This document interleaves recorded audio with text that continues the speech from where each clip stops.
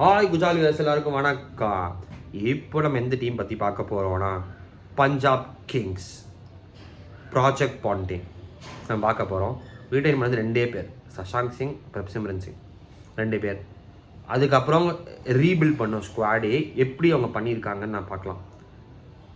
First அவங்களோட captain எடுத்தாங்க 26.75 crores Shreyas Iyer.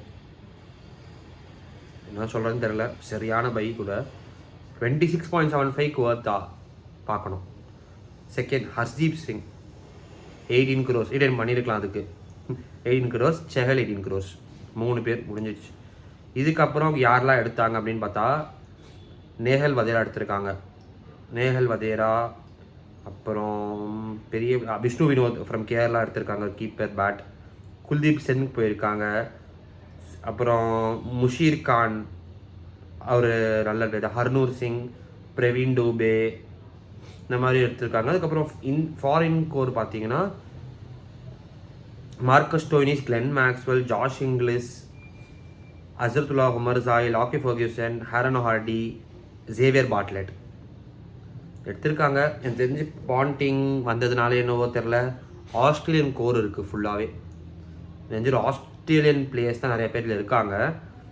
ஆனால் எனக்கு தெரிஞ்சு ஒரு நல்ல ஸ்குவாட் பில்ட் பண்ணியிருக்காங்க.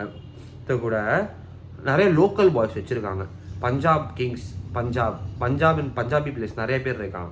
இப்போ ஹோம் டவுன் பாய்ஸ் நிறைய பேர் இருக்காங்க. எப்படின்னா ஒரு ஹர்தீப் சிங்காக இருக்கட்டும், நேஹல் வதேராவாக இருக்கட்டும், பிரப்சிம்ரன் சிங் வச்சுருக்காங்க, ஹர்ப்ரீத் பிரார் இருக்கார், அதுக்கப்புறம் ஹர்னூர் சிங் இருக்கார். இந்த மாதிரி ஒரு 5-6 பேர் வச்சுருக்காங்க ஹோம் டவுனுக்காக. ஸோ இதெல்லாம் குட் சைன்ஸ். அதுக்கப்புறம் விஜயகுமார் வைஷாக் எடுத்திருக்காங்க.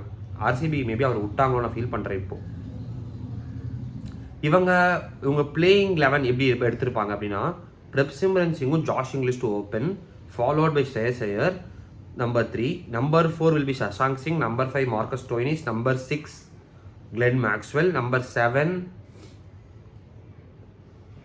7 Nehal Wadhera, number 8 Marco Jansen, number 9 Hardeep Singh, number 10 Yuzvendra Chahal, number 11 Vijaykumar Vyshak. Impact சப்பா வந்துட்டு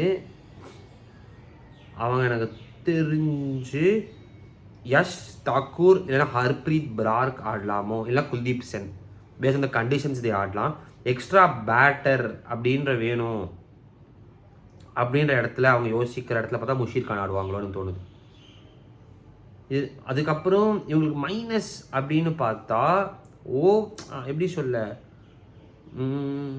whose gonna bowl at death is my first question.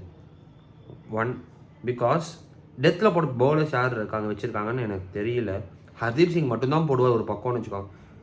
Marco யான்சன்லாம் டெத்தில் போய் அடி வாங்கிட்டு போயிடுவார், பயங்கரமாக வாங்க நியூ பால் நல்லா போடுவார். டெத்தில் அவ்வளோ ப்ரூவன் கிடையாது. மேபி அவங்க விஜயகுமார் வைஷாக் வச்சு தான் ட்ரை பண்ணுவாங்க. இன்னொன்று பேக்கப்ஸ் அப்படின்ற எடுக்கிற இடத்துல அவங்க பார்த்தாங்கன்னா பெருசாக கூட பேக்கப்ஸ் அவங்கக்கிட்டேயும் இல்லை.